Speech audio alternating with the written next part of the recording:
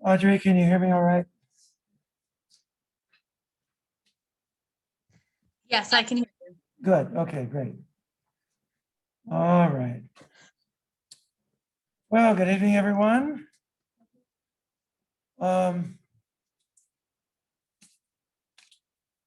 So one of your colleagues, Audrey Morris, is at home and her father is deathly ill. It's very touch and go. When she asked me, what should you do? I can only speak from my own experience. I was not there when my parents passed. So I told her, you need to be there. So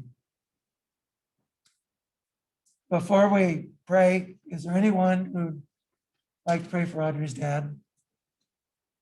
You guys know her better than I do. Anyone?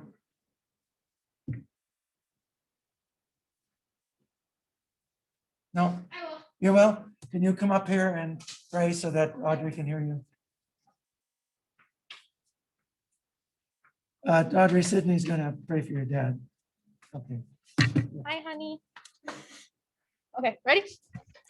Dear Lord, we just thank you so much for gathering us here today. And Lord, please be with Audrey. She's been such a great friend to all of us. And we know that they're going through a lot right now. And just please, we're going to pray for big miracles. And please pull a big miracle out here and just be with Audrey's dad and help him push through this hard time. Please be with her family, give them comfort. And just, Lord, please show your grace to them and be with her and give him healing. In your name, pray, amen.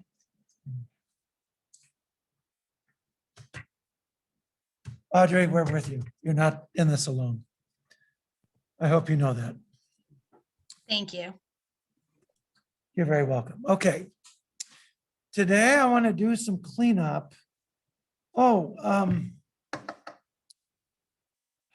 Okay. First things first, we're going to take a straw poll. How many of you rather have your quizzes online as opposed to in class? Online, raise your hands. 1, 2, 3. Oh, that's everybody. Okay, so your quizzes from now on will be online. There, that was easy. Okay. Okay, so two things with respect to coagulation. I want to talk about thrombolytics.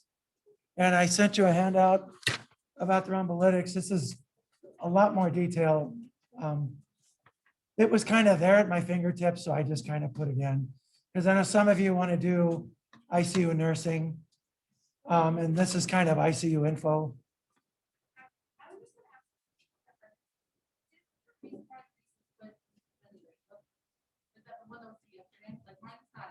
Mine's not as well. Like, and it usually upload right away if it's like on live.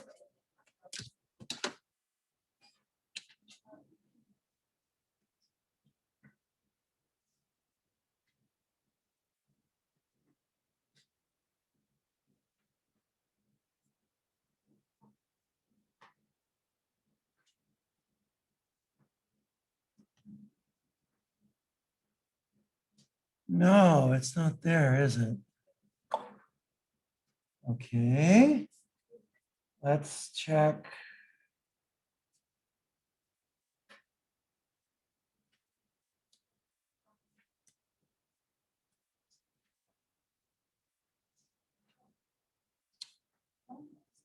Oh, wait a minute. Wait a minute. So you can't see it? See, I can see it. It's right here. It's right there, quiz 8. It's right there. So is it hidden from you? Let me check the item, see if it's hidden from you. Is yours not in there either? So mine were in there, but now I'm missing quizzes 7 and 8. Missing quizzes 7 and 8. Okay. I have them both yesterday. All right, let me check the.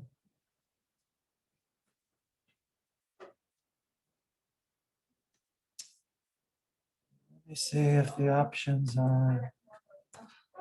Come on, come on, come on.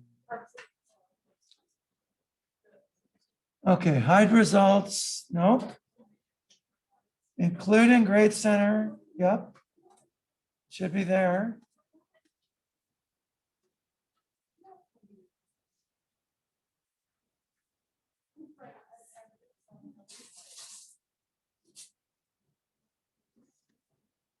I don't have an answer for that. Yeah. I can see it. It's in my grade book. So it's there. I don't know why you can't see it. Yeah, no, I don't have an answer for that. Okay. All right, thrombolytics, and then there's one side effect of antiplatelet drugs that comes up occasionally, and I didn't get a chance to talk about it. It's TTP. And I want to talk about TTP today. So we'll do that. We'll do thrombolytics. Then we'll look at anemia. Did you get the anemia handout? There's a mistake on the anemia handout. It says, if such distrust is intolerable, it should say distress. So complications, if such, it should be distress is intolerable. Spell check occasionally corrects your words to something else that you don't want. That's, yeah, distress. So then we'll do anemia, and then we'll go to the respiratory system. All right. So let's talk about the thrombolytics first. So there's 3 of them. So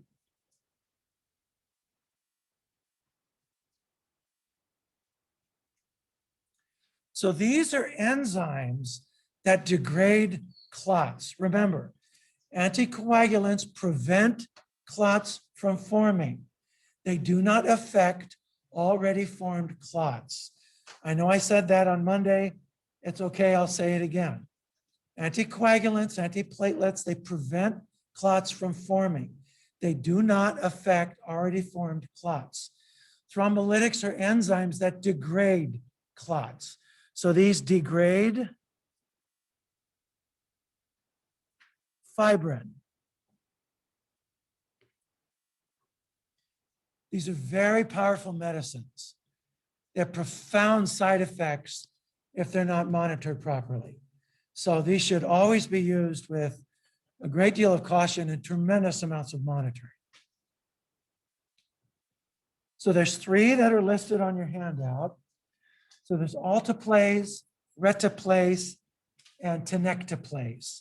Alteplase, which goes by the trade names of Activase and Cathflow Activase. Cathflow Activase is used for cleaning central lines, because central lines sometimes get plugged with clots. So this you can use to clear central lines. You don't use Cathflow Activase on a patient. It's used to clear a central line. Then there's retaplase or retavase, and then there's tenecteplase, which is the most active of the 3, or TNCase. Those are the 3 products. Again, these are enzymes. So from your handout,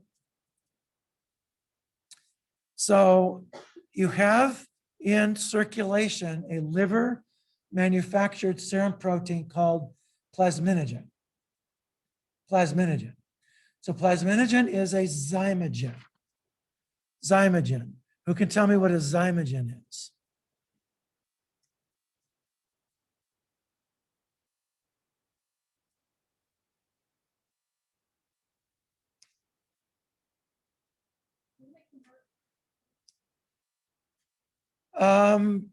You're on the right track. It can convert, but what has to happen to it for it to become active?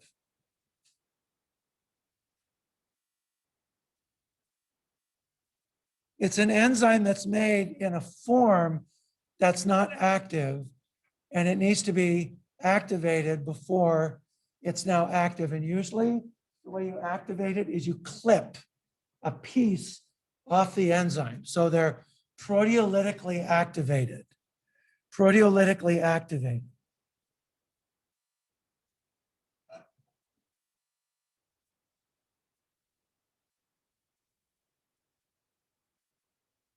So remember, protein's a polypeptide chain. You're going to clip that polypeptide chain so that it's shorter. The shorter version is active. The longer version is inactive. The longer version is a zymogen. Remember last year in AMP, all those enzymes that are made by the pancreas? So yeah, it's not, if the pancreas doesn't make chymotrypsin, it makes chymotrypsinogen. It doesn't make trypsin, it makes trypsinogen. It doesn't make elastase, it makes proelastase. Why does it do that? It does that so that the pancreas doesn't digest itself. Only when these enzymes are secreted into the duodenum are they proteolytically activated to their active form. Those enzymes are made as zymogens. They're made as inactive precursors that have to be clipped to a shorter form. That shorter form is active.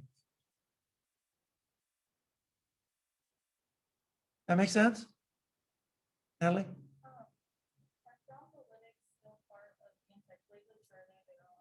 They're their own thing. Their own thing. So if you get a clot in a place where you don't want it, you can use these drugs to rid yourself of that clot. I think we can agree that's a really cool thing to do. Got a stroke, got a clot, you dissolve the clot, Bob's your uncle, your patient's good.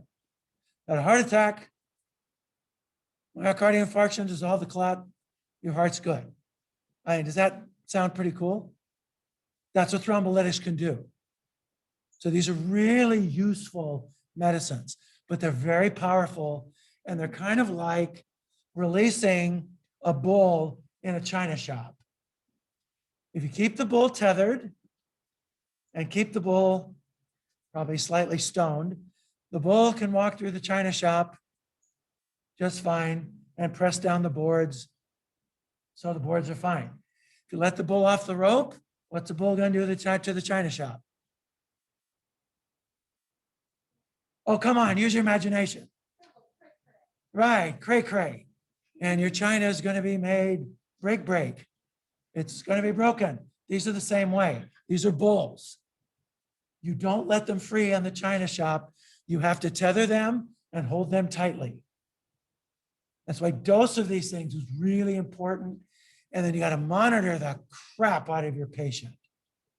Otherwise, they could be in trouble. All right. So plasminogen is a zymogen. It has to be clipped to become active. It has to be clipped into plasmin.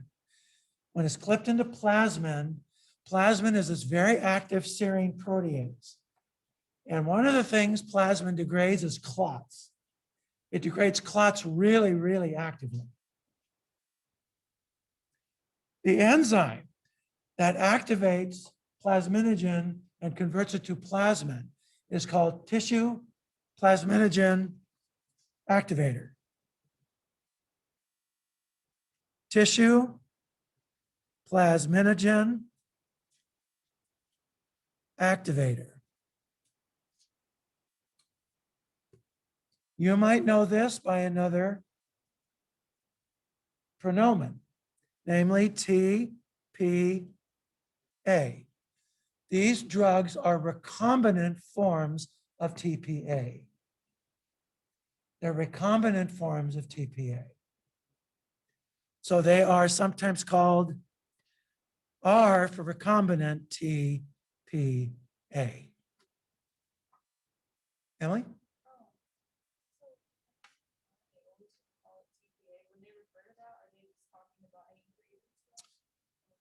In the ED, I'm sure ED departments all have their own character. They may call it activase, or they may call it alteplase, or they may call it just TPA, or probably depends on who's using it. You've probably heard it called that in your rotations. And that's what they're referring to. But this is a recombinant DNA product. These are made by genetically engineered organisms and then made commercially available at an exorbitant price. Okay, so there's 3 of them, and now these Plasminogen binds to the surface of a clot. It binds to the surface of the clot and kind of sits there and says, okay, activate me. I'm ready. Go ahead and activate me. And the clot is usually up against endothelial cells, and the endothelial cells will make TPA. So it'll activate the plasminogen that's near it. And so it'll tend to eat the clot. If the clot's like this, and eat the clot this way.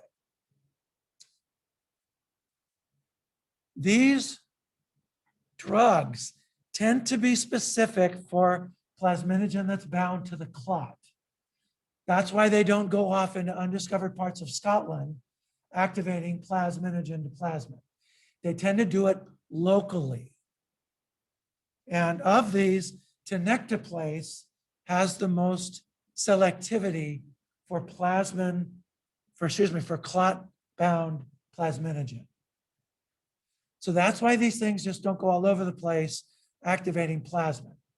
They tend to do it locally. Now, one of these products that's not on here is a product called streptokinase. Streptokinase comes from Streptococcus pyogenes, but the gene for it was cloned, and it was one of the first thrombolytic products that was used. The problem with streptokinase is it tends to like plasminogen that's not clot bound. So you get a lot more side effects with streptokinase. So it's not used as much anymore these days. These other products are much safer.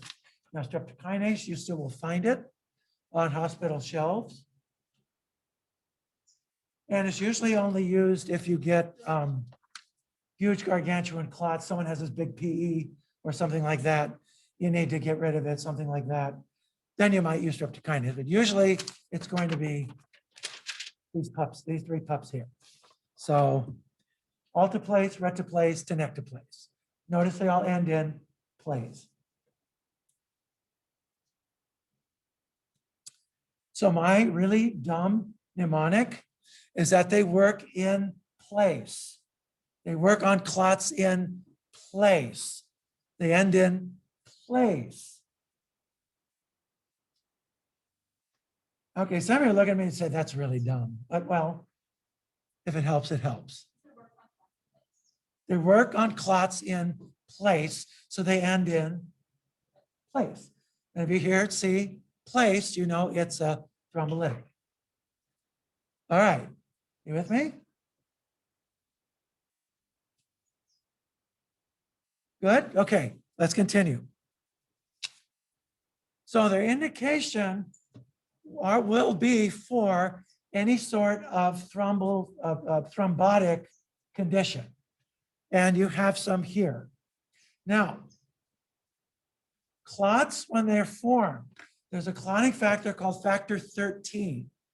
Factor 13 takes the fibrin, little fibers, and it cross-links them. That's called curing of the clot. Once a clot is fully cured, it's resistant to degradation by these drugs. So use of these drugs usually has a time limit. The earlier you use them, the better, because the clot has a tendency to cure, and as it cures, it becomes resistant to degradation. All right. So the first use of these is for a transischemic attack, acute ischemic stroke, TIA. Alteplase is the only one of these that's FDA approved for strokes. The others have been used off label, but there aren't good protocols for their use. So usually it's going to be alteplase that you will use. Do not use this drug if the patient has a hemorrhagic stroke. Can you guess why? They'll bleed out in their head, and their head will fill up with blood. Their intracranial pressure will go up, and they'll have a brain herniation. And congratulations, you just killed your patient. You get to live with that for the rest of your life. So completely contraindicated in hemorrhagic strokes. Contraindicated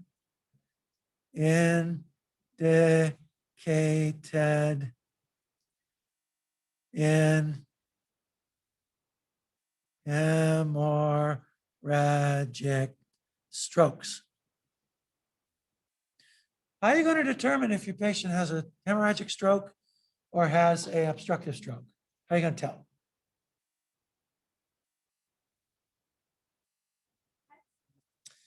Imaging, head CT. So someone comes in, looks like they have a stroke, head CT, first thing, head CT.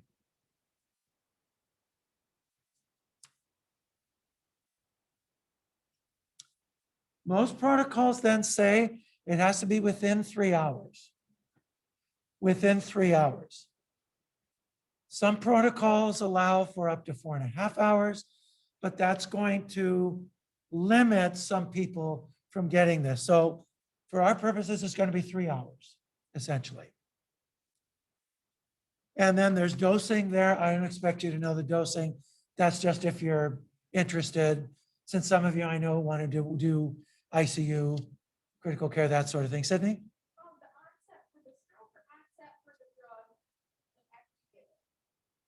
Time of symptom onset. When did the person first start having symptoms? What are the symptoms of a stroke? Go ahead. Slurred speech. What else? Paralysis. Andrea, give me another one for stroke.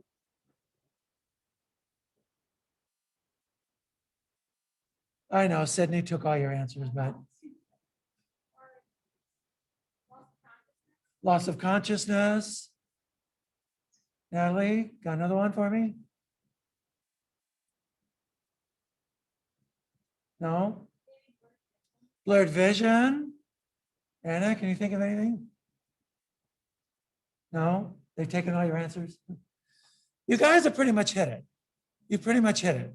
Those that's also headache, severe headache also might be another symptom of stroke. So the biggie with this is you want to have very tight systolic blood pressure control.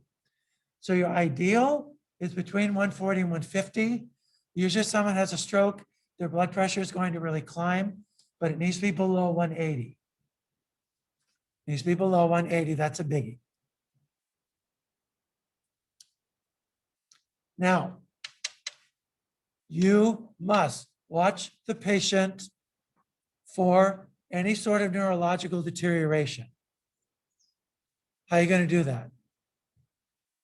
How are you going to ascertain neurological deterioration? You can ask them questions. You can have them squeeze fingers, move their feet, what have you. So it's important to get a baseline when they come in. If that baseline really starts to slip, you need to tell the provider ASAP, because something else might be going on.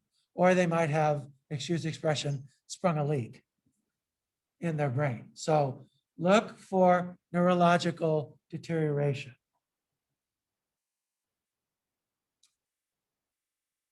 Okay, next one, next indication. Myocardial infarction. Earlier you give it, the better. 12 hours out is usually the cutoff, as you see here. There's 2 different protocols depending upon your place where you work. There's an accelerated protocol and a 3-hour protocol. Both are used. I have no idea what they use at Henry Ford Allegiance. They use one of them. And so you can see what you give. You can see also that the dose for MI is very different than the dose for stroke, isn't it? Next indication is going to be a massive pulmonary embolism. It's best for hemodynamic compromise. If your patient's in cardiac arrest, the literature here really starts to break down. There's not really a good consensus, but this is one I got from one group of critical care physicians, was to give 50 megs IV push and then give a second dose if needed. So that one may change. And also if the hospital you work at may have very different procedures, but you can use this for a PE. And then fourthly, you can use it to clear central lines. That's your cath flow activase. It's a different product. And it shows you how to do that again. This is for clearing central lines. And then that important part about this is once you clear it, make sure you give it a good saline flush to clean it.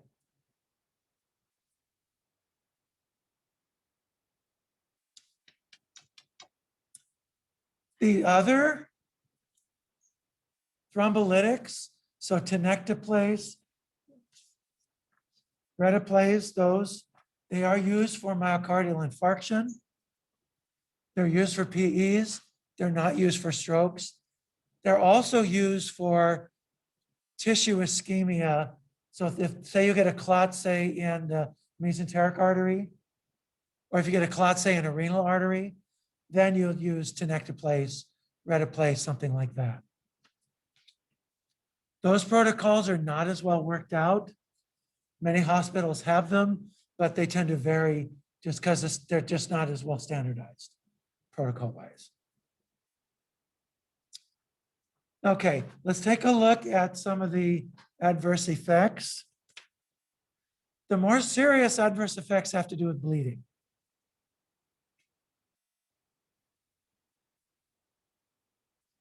We talked about how you watch for bleeding. Essentially, that's going to apply to these drugs as well. Your less severe ones will include things like nausea, vomiting, so on and so forth, dizziness, maybe mild fever, hypotension. Also, allergies to these drugs have been described. More serious effects have to do with arrhythmias, cholesterol embolization, that can be very serious. So if you have a clot on top of a plaque, a atheroma that's popped, you degrade the plaque. Now that cholesterol embolus in the atheroma starts to bleed out, and that can get stuck in small vessels. That's a potential issue as well. And then systemic bleeding. So the real issue really is bleeding. That's the one you need to make sure you're watching for. Antidote. Look at the bottom of the back page. Aminocaproic acid. Aminocaproic acid is the antidote.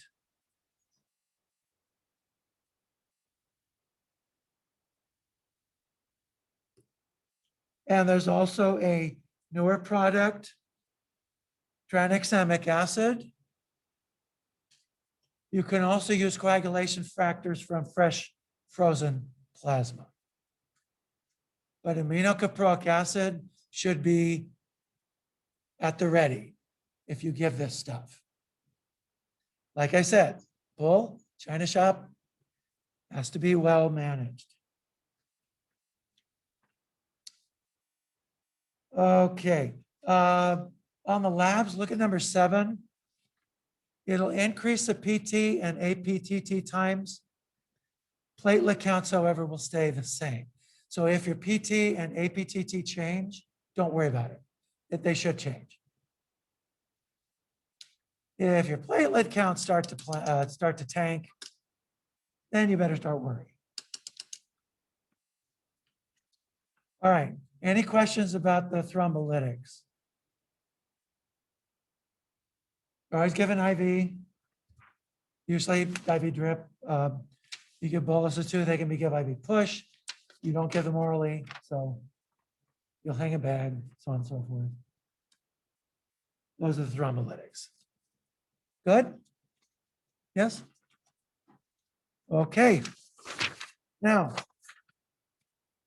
sometimes with antiplatelet drugs,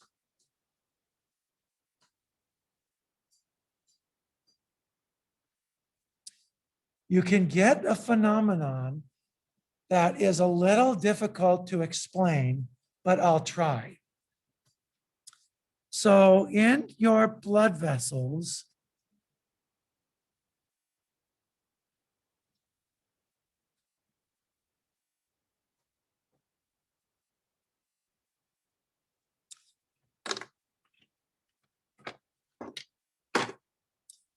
you have in your blood vessels endothelial cells, and then underneath these endothelial cells, you have extracellular matrix that the endothelial cells sit upon. Now, a major component of this extracellular matrix, and of course, then you'll have smooth muscle.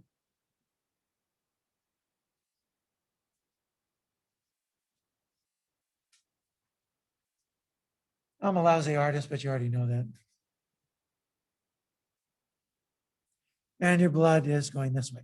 Now, another component of this extracellular matrix besides collagen is this stuff called von Willebrand factor. Now, von Willebrand factor is also secreted by endothelial cells. And von Willebrand factor has a tendency to form these long cables.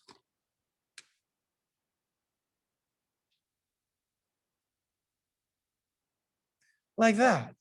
Now, platelets have receptors for these long cables of von Willebrand factors. So if these cables form, you're going to get platelets adhering to this, like that.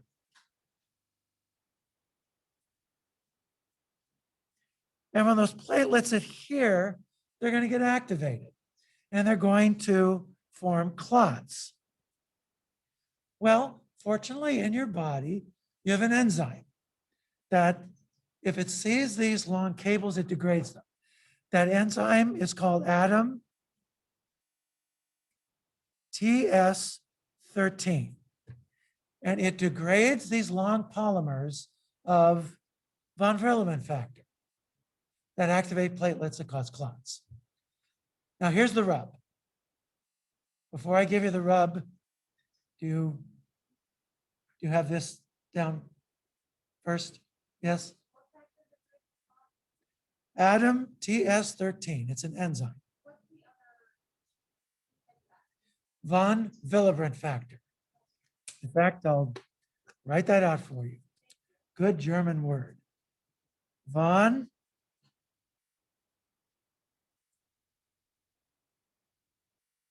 Willebrand factor. And you can see why I abbreviated VWF. So think of VW, the VW bug, the car. Think of this as a nice long stack of cars in line. Near. They're at a stop sign. And then this is the traffic cop.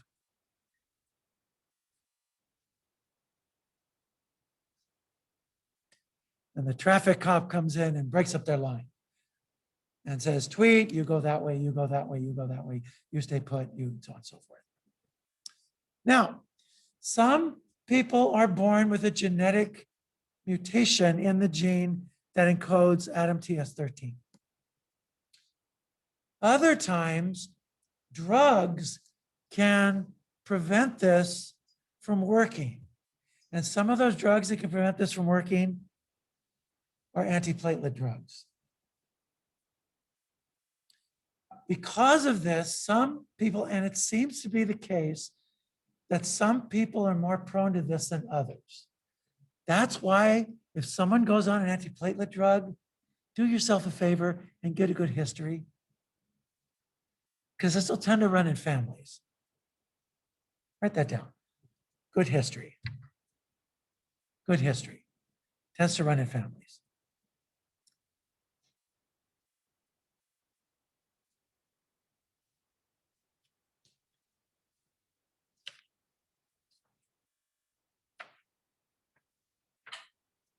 Now, when this happens, the von Willebrand factor is going to make these cables. The platelets will attach. They get activated, and so you get these massive clots everywhere, but your platelet levels are going to tank. And I mean tank.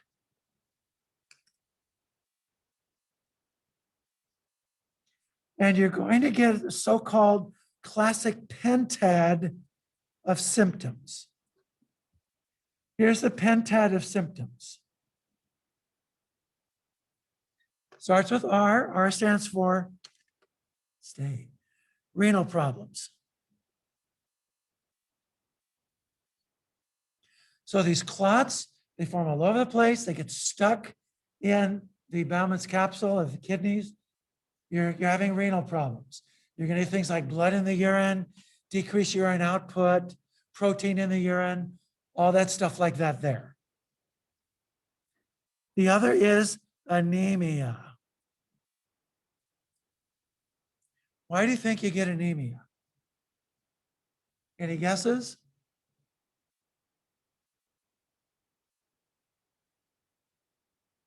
Sorry? Clots, yeah. The clots are grabbing those red blood cells and secunding them. So anemia. Then you usually get a fever because the platelets are activated. They're releasing all these pro-inflammatory modulators that cause a fever. Not to mention some of your organs are packing up and releasing pro-inflammatory modulators too. T. Oh, can you guess what T stands for?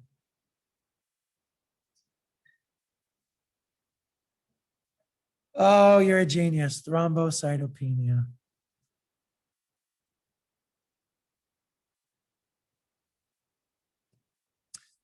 And then N, because you're getting clots in the brain, you have neurologic dysfunction.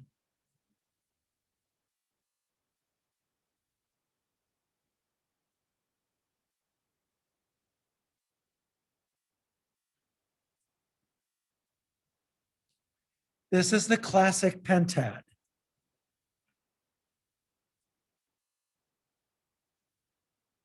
So you put a patient on an antiplatelet drug. What are you going to, let's think of the things then you're going to have to monitor. You're going to monitor urine output, and you're going to dip the urine for blood, for protein, or maybe they're not making urine at all, something like that. You're going to look at CBCs for anemia. You're going to be taking their temperature. In those CBCs, you're going to look at platelets. And then if they start behaving funny, start saying things that are funny, maybe lose consciousness unexplainedly, they get confused. Where am I? I'm sorry, who are you? Blah, blah, blah, that sort of thing. Those are all tip-offs that you have TTP. So TTP stands for thrombotic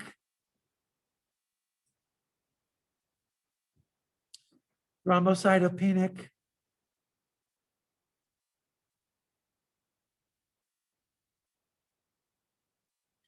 purpura.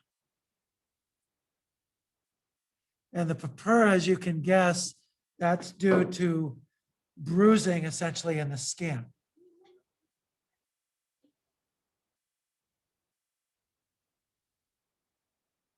That's why it's mercifully abbreviated TTP.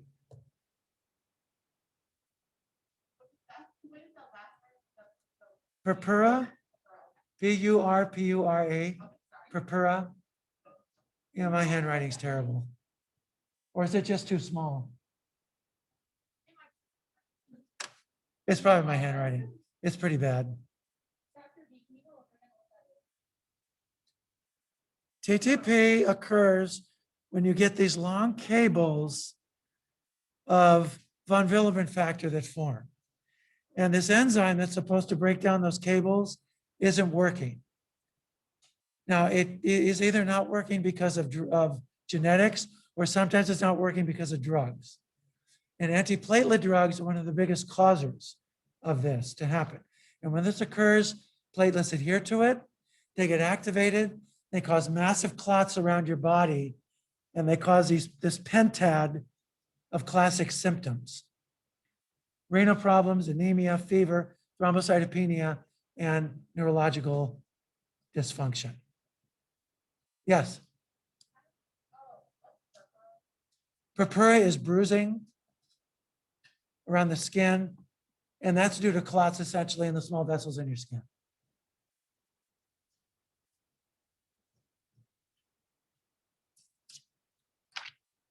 Okay, there's one test.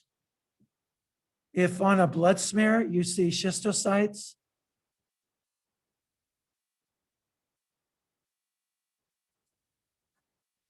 schistocytes are red blood cells that are being sheared because of the fibrin cables that are forming or shearing them in half. Schistocytes, if you see schistocytes in a blood smear, that's a sure sign of TTP.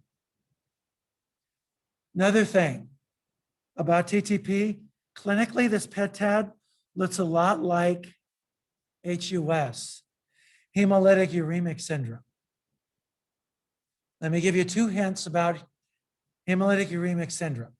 Hemolytic uremic syndrome tends to occur in children. TTP tends to occur in adults. Secondly, this one is associated with infection with certain strains of E. coli. That won't be the case with TTP. Okay, Sydney, your hand was up last time. Or the nurse can do it. You can do that on the bedside. Now, interpreting it, yeah, the provider or the pathologist or the lab would do it. But you could sit there, you could prick their finger and just slides and send it to the lab. That's easy. That's the least of your worries. Now, how do you treat TTP? You treat it with fresh frozen plasma. Fresh frozen plasma.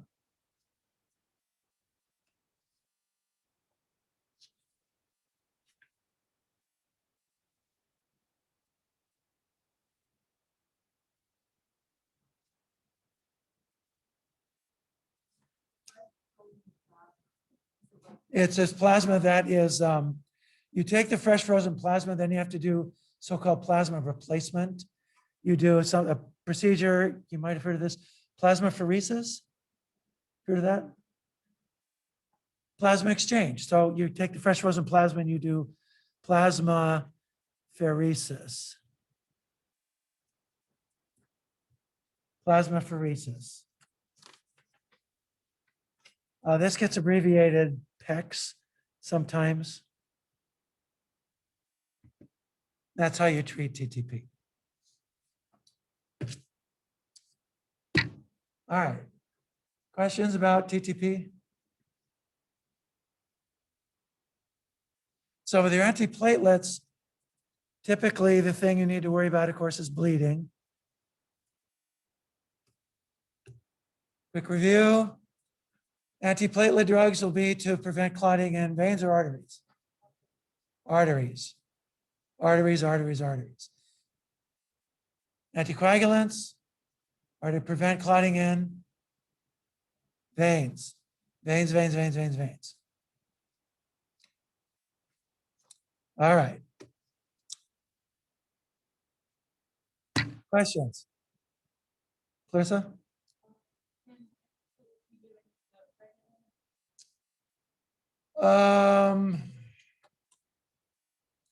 Some can. Most can't.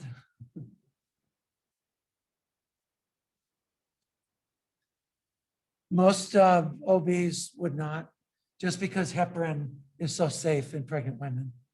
They'd go for heparin.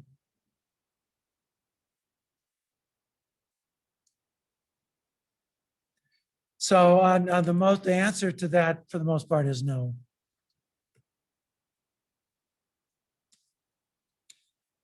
You can't take them while you're nursing either. Tend to be secreted into breast milk. Oh, you know, there's one thing I forgot to tell you about clopidogrel. I was thinking about this the other day. I said, I forgot to tell them this. So clopidogrel,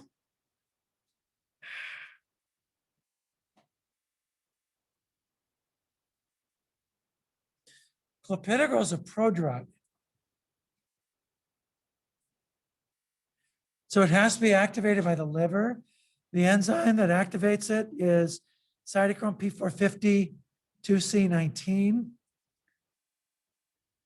If you're on a proton pump inhibitors inhibit that enzyme. So you can't take clopidogrel with a proton pump inhibitor. It prevents its activation. So those two don't get along very well. You can't take those two together. The other drug interaction with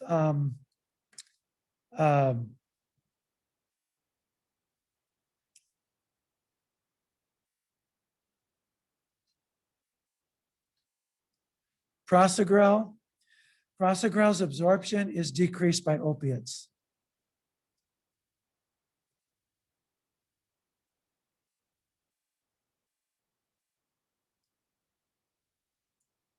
So those two don't mix either.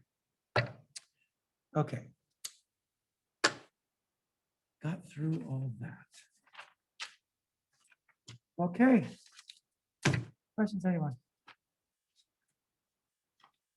All right. Let's take a break and then let's talk about anemia. And then we'll get into the respiratory system. So make sure you get that handout, the treating anemia handout ready. So 5 minutes, then we can meet.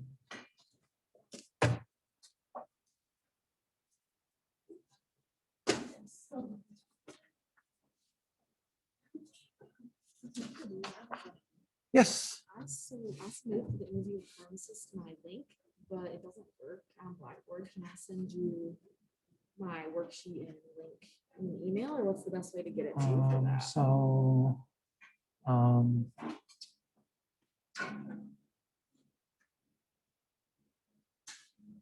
The way,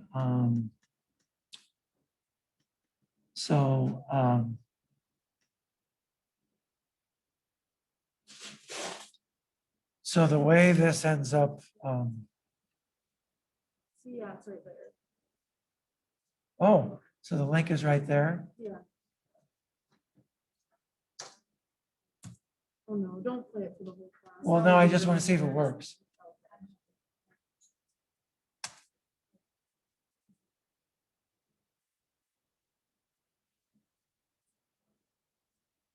Oh, it works.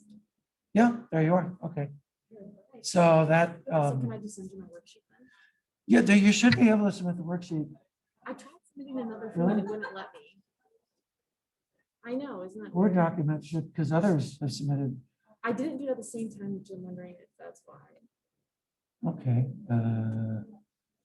That's weird. I can try again, but if not, is it all right if I email it to you? Or Yeah, you that's print it out? fine. Okay, That's fine. Because others have been able to do that. been able to submit it just fine. Yeah. Thank you. So.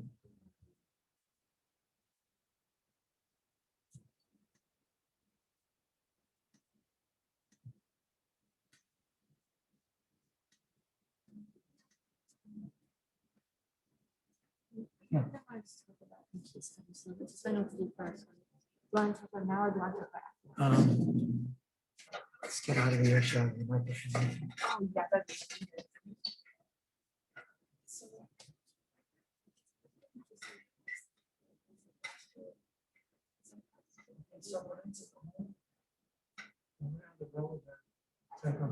Interactions, so that means you know which enzymes are involved and then how they how they, what the interplay is. So phenytoin is a substrate of 2C9, 2C19. Duloxetine is a very strong inhibitor of 2C19, sort of okay inhibitor of 2C9. So essentially, the two main enzymes that metabolize this anti-seizure drug are shut down. You only have a little bit of metabolism. Therefore, the half-life of this drug is really long. That's why you dose it down so much. So then when you switch medicines, it's not that you give them mirtazapine. Mirtazapine actually is pretty cool in terms of its P450. its pharmacodynamic interactions with proserotonin drug, serotonergic drugs are extraordinary. But it's that you remove fluoxetine, not that you brought on the it's that you remove this. Now these enzymes are not inhibited anymore. They're de-repressed. So now they're taking this low dose, they're degrading it, you're not getting any phenytoin. Okay. In that system at all, and because this has such a long half-life, that's why it took the seizures to come back. Okay. But to come back, they did, because phenytoin, and the phenytoin levels, when they were tested, they tanked, Okay. because these enzymes are degrading the pivots. So you're outside the therapeutic window, Okay. the phenytoin. That's the reason for the seizures. Right? So essentially, like, Brian Johnson, let's use it. I probably would answer this. No. And then that could, You like, can find that out. yeah. That's, there are lots of sites on the web. Okay. Hippocrates will have that, USP will have that, Chambers will have that, Merck will have that. Shoot, you can go to the drug company site and look up phenytoin, and it'll give you the sheet metal text. So there's lots of ways to find that out. Okay. So probably more in detail. Yeah, because that was pretty specific with what I wanted. Yeah, and then I just, and And we did, yeah. then it kind of led to the so I can find Yeah, it. yeah. Okay. The bupropion, Edson was pretty good, so Okay. that was, as it lowers the seizure pressure. Okay. And that's why, in that case, bupropion, as an antidepressant, it's a very clean drug. Very good drug for, as an animal. For seizures, lowers the seizure pressure. And so I guess for like studies, I don't like a month and however many cases. When you run these cases, these people- I don't actually. Okay. Thank you.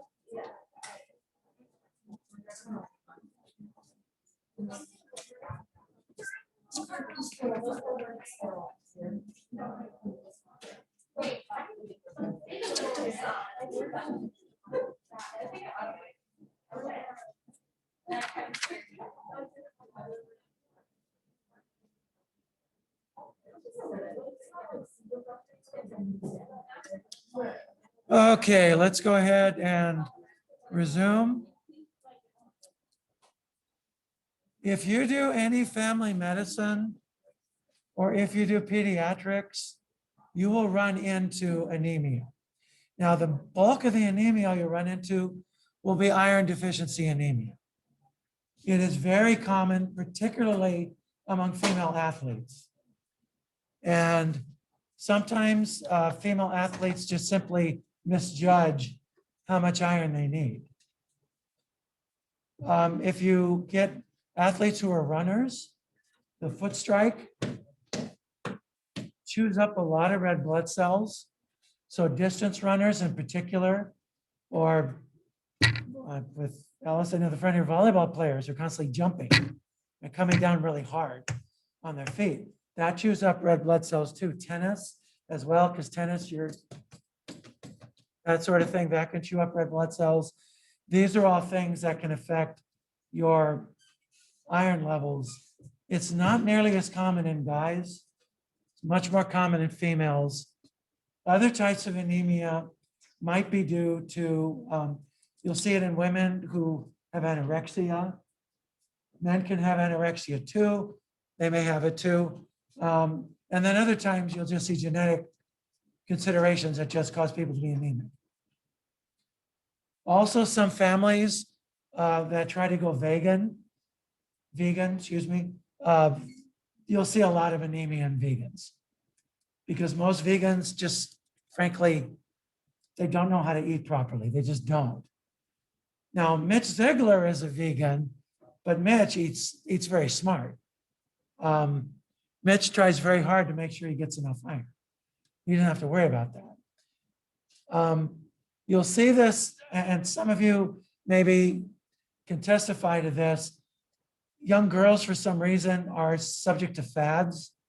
So if paleo diet or eating green or something all of a sudden becomes a big deal, then the whole cross-country team does it. And pretty soon a whole lot of them have IDA. So you'll see that sort of thing. It's it can be fixed with diet. If diet doesn't work, or if the anemia is really severe, then you can use these sorts of fixes here. So the most common fix, of course, is oral iron. And this comes in the form of ferrous sulfate or ferrous gluconate or ferrous fumarate. All of those are available. Your intake, as you can see, of elemental iron should be 150 to 200 mg per day. You lose iron every day, just in losing skin. You also lose iron in fecal material, but your body has a depot of iron that it keeps. You need to build up those stores. And as you lose iron, you start to deplete those stores. If those stores get depleted, then you're going to start having IDA. All right. So the oral iron is your first line for treating anemia. Your parenteral iron is used if the oral iron is not tolerated. Iron requires stomach acid in order to be properly assimilated. So if you're taking a proton pump inhibitor, that can actually cause IDA. In that case, you might want to take the iron with some soda or acidic juice. That's a good way to take it. Let's go over the complications of taking iron. The biggie is GI distress, heartburn, and then inevitably constipation. Now, constipation can be dealt with. You can use laxatives, and very often these laxatives can be layered, one on top of the other. So there's Miralax, which is available over the counter, which works quite well. There's a herbal product called Senna. Senna increases motility of the GI tract. There's decussate, sodium decussate, which goes by the trade name Colace, which is a very well-tolerated product. You could use Colace with Senna, with Miralax. These are all things that you can use. If constipation really becomes a problem, there are prescription medicines you can use that will tend to really get things moving, shall we say. But this is very tolerable. If the distress, not distrust, if the distress is intolerable, take it with food. Food will reduce absorption. That's one of the downsides of this. And ferrous sulfate in particular is best absorbed if you take it with orange juice or some other acidic drink. Orange juice has ascorbate, otherwise known as vitamin C. Ascorbate helps iron absorption. It helps iron absorption. So the acid plus the ascorbate helps with iron absorption. Now, I don't know if any of you have ever dealt with iron-containing solutions. In chemistry laboratories, we deal with them pretty routinely. You always wear a lab coat when you're dealing with them because they'll stain your clothes, and this stuff will stain your teeth, and it'll stain it badly. So there's a way around that. You just dilute it with water or juice and drink it through a straw, and then you rinse your mouth after you swallow it. And you can rinse it with water or with mouthwashes or something like that. Very easy fix to the whole staining problem.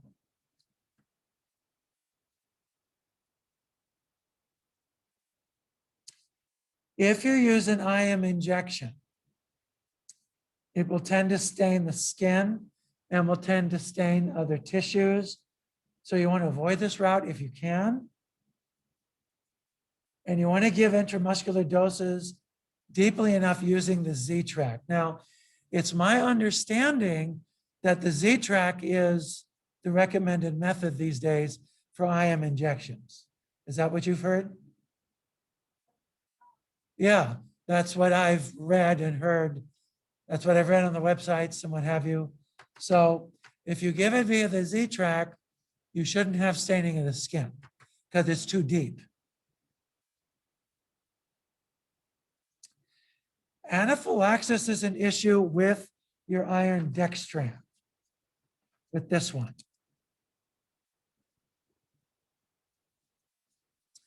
Iron dextran is a really ingenious product because the dextran is a large carbohydrate. The iron is impregnated in the carbohydrate, and then it releases the iron gradually. So it's like the patient is getting this constant flow of iron from this product as the dextran gets degraded, and the dextran gets degraded slowly. Some patients have an anaphylactic reaction to the dextran, not the iron. If that's the case, use another preparation. And this is really important here, D. Administer a test dose. First, monitor the patient closely. You can do what's called a patch test, where you just give a little bit of it under the skin and you look for the wheel and flare. Very easy to do. The wheel and flare should develop really quickly. That takes minutes. Very, very easy.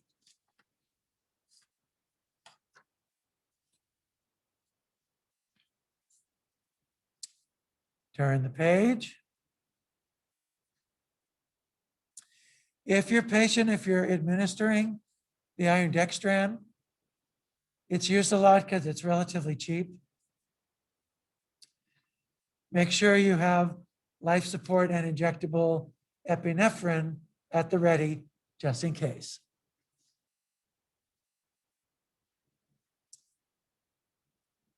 Some patients experience hypotension, so monitor vitals. Children, you can overdose them on iron, 2 to 10 grams if it's ingested. The manifestations of toxicity are, first of all, severe GI symptoms, acidosis, liver and heart failure, and then shock. The iron undergoes what's called the Fenton reaction. The Fenton reaction, where the iron essentially reacts with various small molecules to produce free radicals that damage tissue, damage subcellular structures, so on and so forth. The chelating agent for iron is this deferoxamine. And this will treat your toxicity. You never give oral and parenteral iron together. You give one or the other, never together.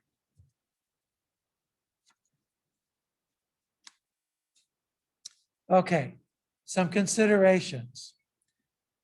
Do you use iron for other types of anemia? Survey says no. It's indicated for IDA, not for other types of anemia. 2,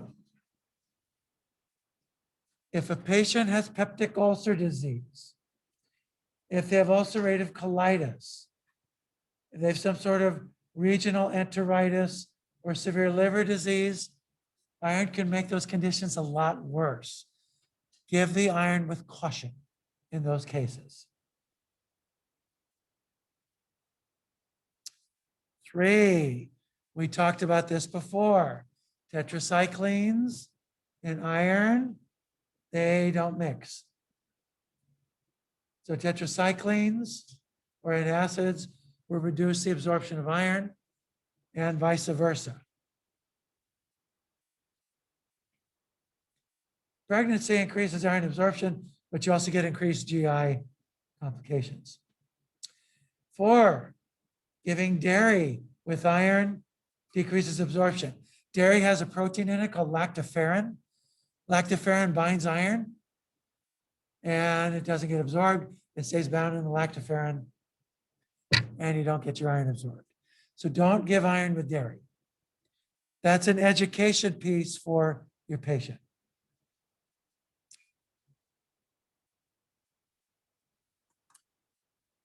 Five, iron's going to turn your poop funny colors. How do you head off your patient calling the doctor's office screaming that they're dying?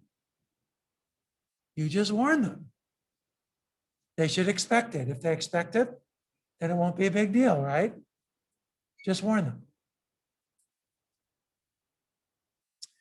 6, if your patient needs to learn how to dilute the iron and wash their mouth out, just teach the patients about that. That's another education piece your patient needs to know. So the education piece, you might want to put a little E next to them. 7, because iron can plug you up, you need to up your water intake.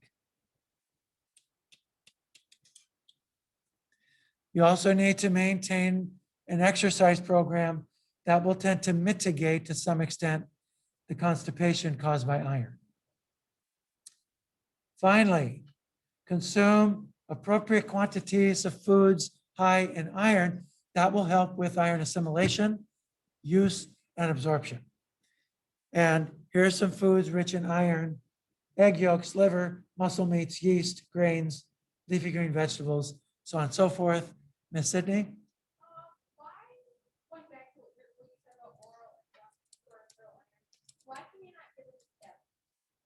Too much iron. You'll overload them on iron. Also, high blood levels of iron will interfere with absorption because it feedback inhibits and shuts down absorption of iron in the GI tract.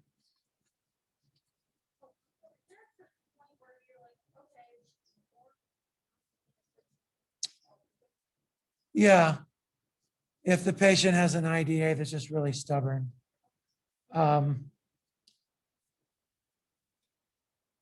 You guys probably don't remember Jaden. She was Jaden first, now she's Jaden Comden. She graduated with the first class. Jaden ran cross country and track. Jaden had perpetual IDA while she was here, just perpetual IDA, largely because she ran so much. And Jaden also had this kind of chronic asthma that afflicted her. But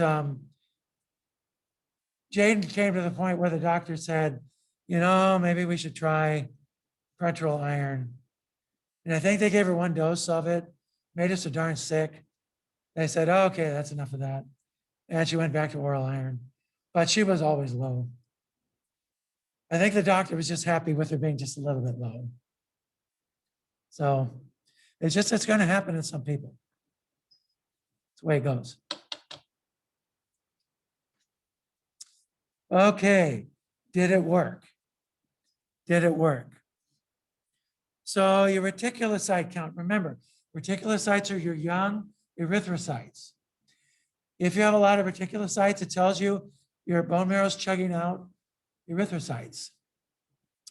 So a week after beginning iron therapy, retics should go up in your CBC. 2, hemoglobin levels should go up as well. Should increase by 2 grams per DL a month after beginning therapy or thereabouts. 3, the fatigue, the pallor, the leg pain, the swollen tongue, that should disappear. The patient should have increased energy levels. That's how you tell that it works. Also, where's the best place to ascertain if someone has blood levels that are normal without drawing blood? What's the best place to look at?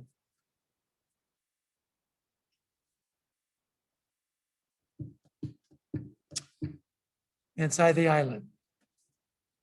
Pull the eyelid down, should be nice ripe red. Pull the eyelid down, and it's kind of dull looking.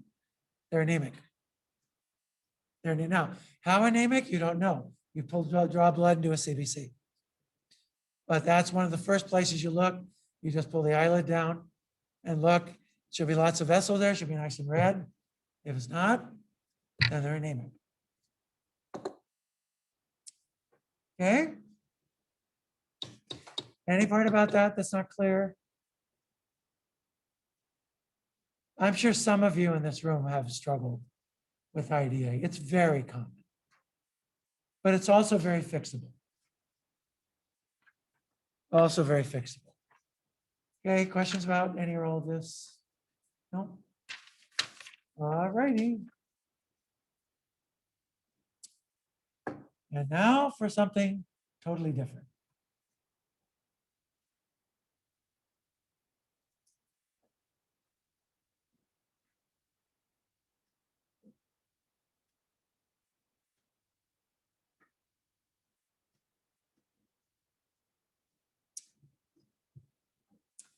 Let's talk asthma.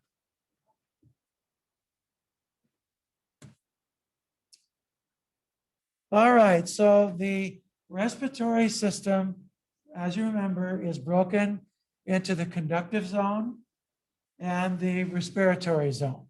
Gas exchange occurs at the respiratory zone.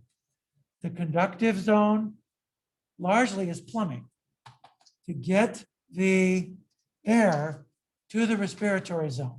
So that consists of the trachea, the bronchi, primary, secondary bronchioles, so on and so forth, tertiary bronchioles. And then you get to the terminal bronchioles, you finally get to the respiratory bronchioles. And then those respiratory bronchioles, as you can see, are then going to end up in these alveolar sacs. And this, the respiratory bronchioles with the alveolar sacs, that constitutes the alveoli. That is your respiratory zone. So your lungs, you remember the right lung has three lobes, left lung has 2 lobes. And if you look at the bronchial tree in here, there's a big difference. You'll notice on the right-hand side, there is a very early branch here on the right-hand side that you don't see on the left-hand side. That's the way you essentially can identify the right-hand side very quickly, as opposed to the left-hand side. And then, as we said, the gas exchange occurs here in these alveoli. And there's a filigree of blood vessels, essentially, that are over these. They're just very delicate. It's like a spider web of blood vessels that just line these alveoli. And then if you look at these alveolar sacs, they're very thin. The walls are composed of the so-called type 1 alveolar sac. And then you have this cell that looks like a foosball. It's a type 2 alveolar cell. That cell makes surfactant. Surfactant is a detergent-rich molecule that decreases the surface tension inside the alveoli. They prevent the alveoli from collapsing on themselves. Otherwise, cohesion would be so strong, you wouldn't be able to open those up again. And you can see the red blood cells are right up against this, like that. You have gas exchange essentially between the capillaries, the red blood cells here, and the gas essentially in here. You also have this alveolar macrophage. That's the floor manager of the immune response inside the alveolus.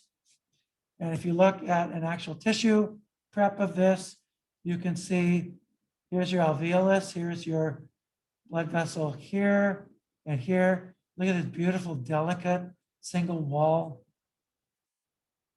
structure. And that's essentially how you're going to do your gas exchange. Incidentally, it's been discovered, this is completely extra, the type 2 alveolar cell can divide. If these cells are damaged, the type 2 alveolar cell can divide and differentiate into a type 1 cell. So this cell looks like it's also a stem cell population for the alveolar structures. Very good. Let's take a bit of look at the conducting zone. So remember, the trachea and really this whole area is lined with a pseudo-columnar epithelium that is ciliated at the apical sides, at apical ends, essentially, of those cells. The cells are interrupted by goblet cells. Those goblet cells release mucus. The mucus forms a carpet on these cells, and mucus is sticky. It acts like flypaper, takes up particles, things like that, that you inhale. This cilia is going to act like an escalator that moves it up into the throat, where you swallow it, and then it gets degraded. So the bronchial epithelium is here. It sits on a nice basement membrane here. This is your smooth muscle right here. You have blood vessels in here. You'll also tend to have some glands in here like this that may be mucin glands. You can see the cilia here.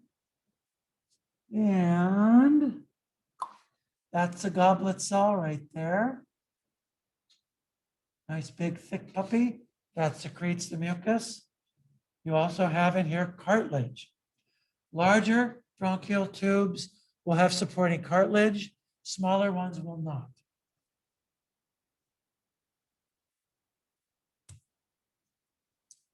And here's your pseudostratified epithelium.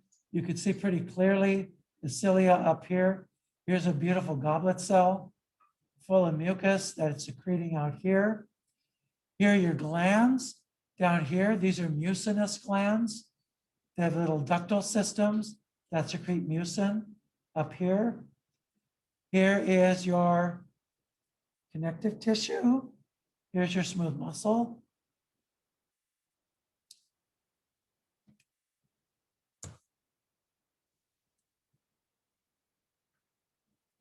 So to remind you, the thoracic cavity is bordered by the diaphragm. That's going to be the border between the abdominal pelvic cavity and the thoracic cavity.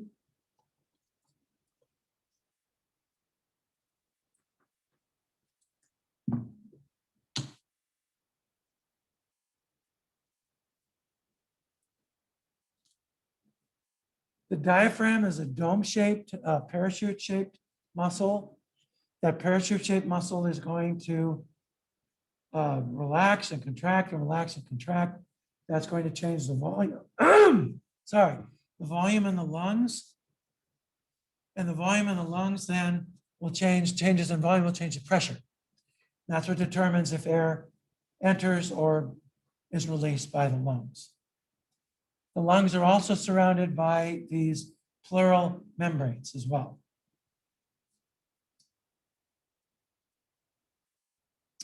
So asthma is an obstructive disease of the airway. It is highly variable, but it's also reversible to an extent. And one of the signs of asthma is dyspnea.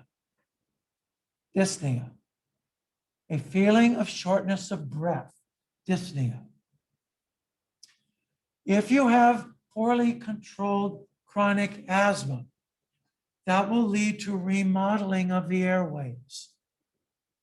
The goal of treatment is A, decrease symptoms, but also B, prevent remodeling. A, prevent symptoms so your patient can have a normal life. B, prevent remodeling of the airways.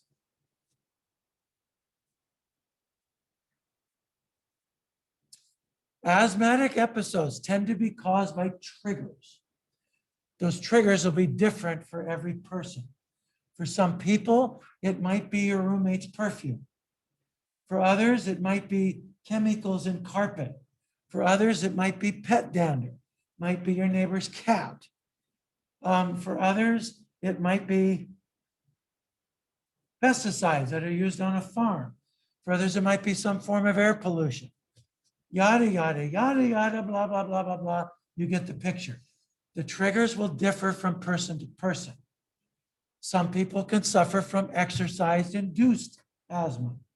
Exercise can induce asthma in some cases. Emotional stress can actually also induce asthma in some cases. So asthma is highly variable.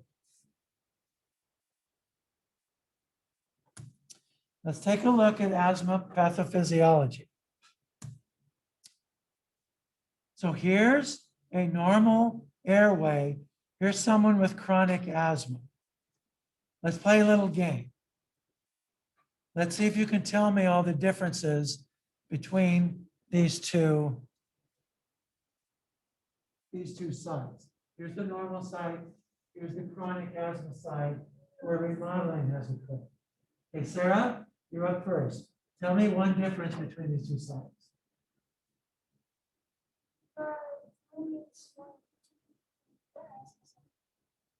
A little hard to hear on that side. Okay, this lumen is tiny compared to this. So essentially, the entire diameter of the airway has been decreased. That's huge. That's really, really huge. So that would be one. All right? Caitlin, can you give me another one? It looks like it's like they've gone like the cells are like one Yeah. So the epithelium here is kind of modest looking. Here it's pretty thick. There's more cells. And then the basement membrane it's sitting on. Look how thick that basement membrane is. Boy, howdy, look at that. That's thick. So the entire epithelium has been deeply remodeled. There's more of it, and the basement membrane is very thick.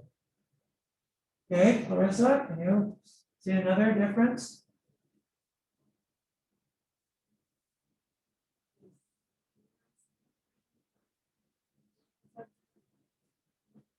Again?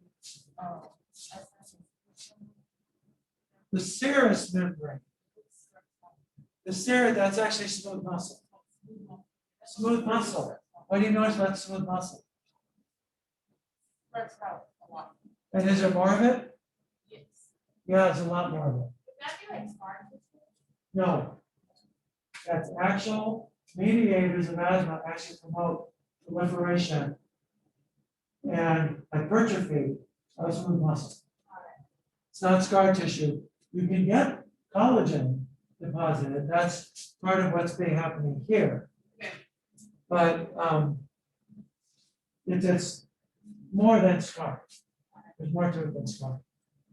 Morgan, what else do you see out there? The little other signs with red. Maybe that means inflammation. Red. You mean so the red? Now you're actually onto something here. So you're thinking these things here that are blood vessels. There are a lot more blood vessels. Yeah, there are a whole lot more blood vessels. Okay, Karis? Anything else you see there that's tickles your fancy? Near the edges, there's a lot more. I don't know what you call it, but like the edges of the actual cell cells, not the This here? no, all the way down. So like at the bottom portion of it, yeah, that's definitely a lot bigger. That's actually probably due more to the tissue print. Because these get squished together Got like it. this, but Yeah. that's mucus. There are a lot more mucus here than there is here. Yeah. Whole lot more. This is a permanently remodeled asthmatic airway. So that was what sarcoidosis looked like too. No, sarcoidosis will have scar. Okay. Sarcoidosis will occur in the respiratory zone Okay. and less in the conducting zone. This occurs mainly in the conducting zone. Got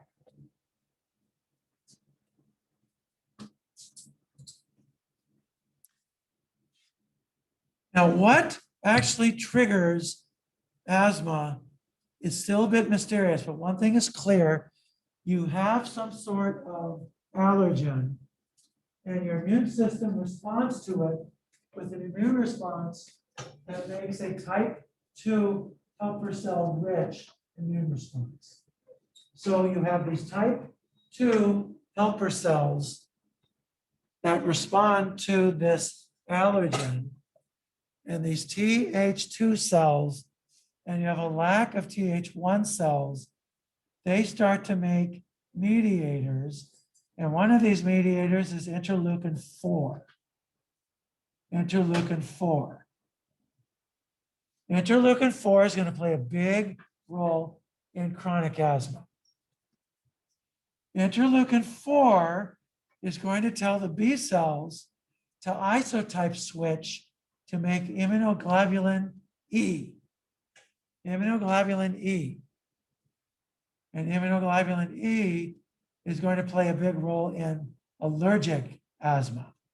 Allergic asthma.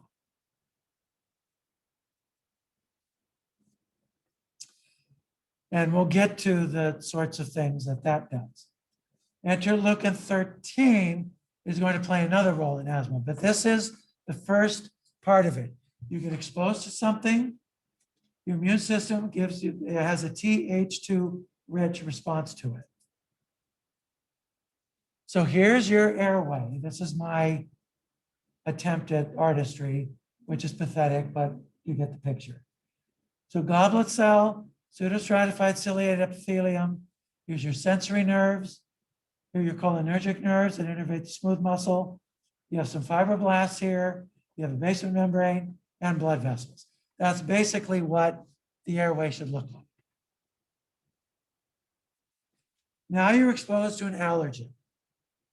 That allergen elicits a response from an APC, an antigen presenting cell. The antigen presenting cell takes the cell to a nearby lymph node. It presents the antigen and you get that Th2 rich response to it. So the Th2 cell is going to make interleukin 13. Interleukin 13 is going to have profound effects on smooth muscle. Interleukin 13 is a pro-proliferation and pro-hypertrophy factor for smooth muscle in the bronchial tubes. It's a pro-proliferation and pro-smooth muscle hypertrophy factor in the bronchial tubes. It secretes interleukin 4, which causes B cells to isotype switch to make IgE. And it makes interleukin 5, which is a pro-eosinophil factor. It promotes eosinophil maturation and it promotes eosinophil survival. Eosinophils are going to make this protein called MBP. And MBP is going to damage the epithelium. All right, we're out of time. Essentially, here's what's going to happen. You're going to get a damaged epithelium. And essentially what happens next is going to cause asthma. We'll go back to this Monday of next week and go from there, okay?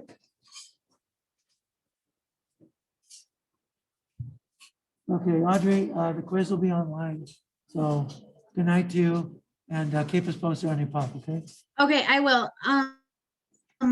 Post it online, just like on Blackboard. Yeah, on Blackboard. On Blackboard. Yeah. Okay, and then when do you want me to have that done by? Can you get it done by the following Monday or is that, Yes. then that's what it'll be. Okay. If you need more time. Next let me Monday. know. Okay. Okay, Okay. Thank you. all right. Yeah. Good night. Night.